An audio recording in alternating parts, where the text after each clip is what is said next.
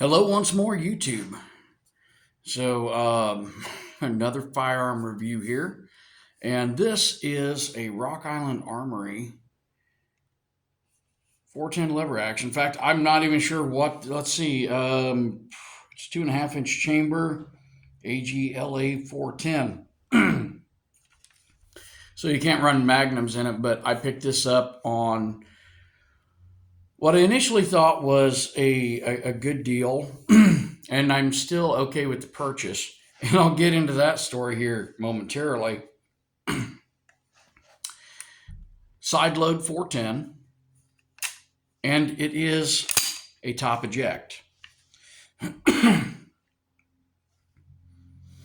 So I think that's pretty cool. You know, it reminds me of some of the old like Model 94s.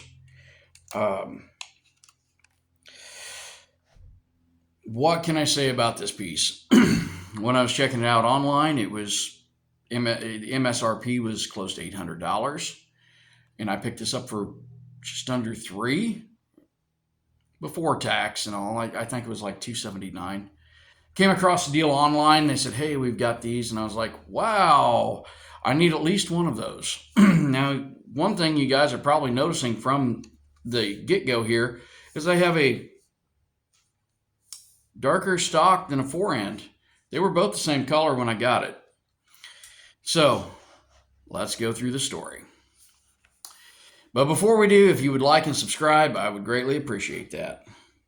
Allows me to keep creating content and playing with cool stuff. So one, I'm not a fan of a 410. A little underpowered, but I thought, you know what? If I put some slugs or some defensive loads in this is going to make an okay little backyard gun. I'm here in Central Illinois, the one place you don't want to be with firearms. And basically because our commie state is really anti-firearm and anything else that's American and wholesome. Ammo here for 410s, like most places, is higher than 12s or 20s. It's a smaller round, but it costs more money. So I don't keep a lot of 410 in stock, but I do have a couple 410s. I have a Rossi Brawler currently. I have this particular piece, but I thought, you know what? It's a lever action. It's a cool piece, so I get it,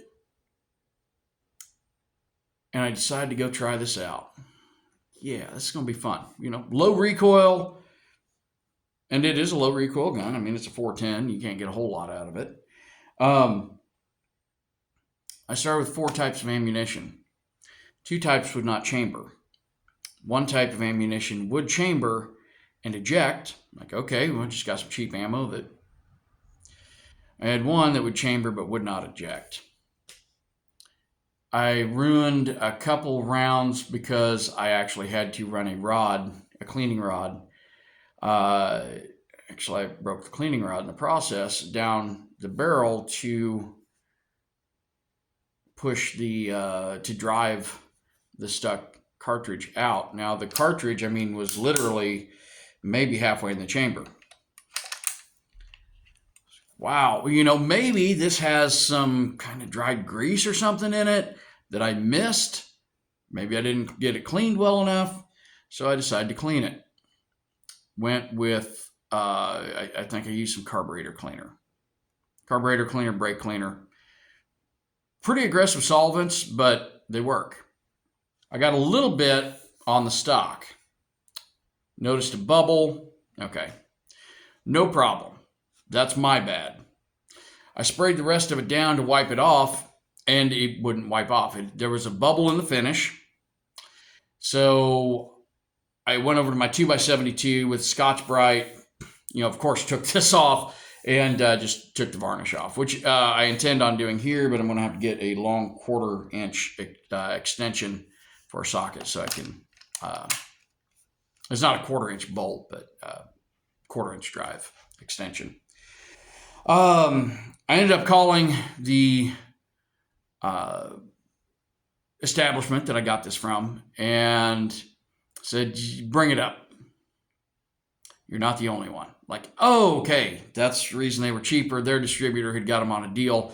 The chamber was too tight. So this had to go back to the factory and get, I guess, reboard and refit.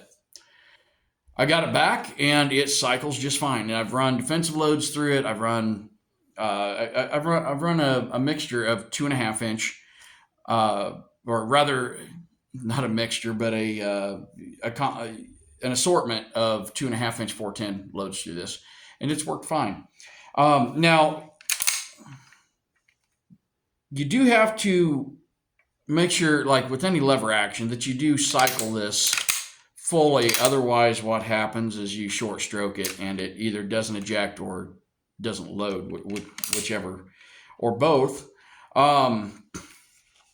But like I said, it is a top load, and I thought that was cool. And I was like, if all else fails, this could be a cool project in the future. Maybe I could somehow get a rifle barrel for it and have it bored for a 410 chain, kind of do a 45 410. I thought that'd be kind of cool. It does come with rifle sights. I was surprised about that. Also comes with this Picatinny rail.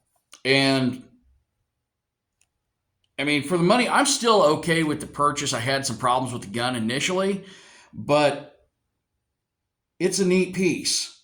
Would I take it squirrel or rabbit hunting? Yeah, I probably would. If I had paid the full almost $800 for it, would I have expected more? I would have expected a hell of a lot more out of this. So between the chamber issues, mechanically seems to be okay, but the chamber being too tight and the varnish, the stain on the stock, which, like I said, at some point I'm going to sand this down, oil finish it, match it up. But there is some room for improvement here. But nevertheless, cool variation on a cool gun. Looks good on my wall. It is fun to shoot. You guys have a great one. Be sure to like and subscribe. We'll catch you in a few.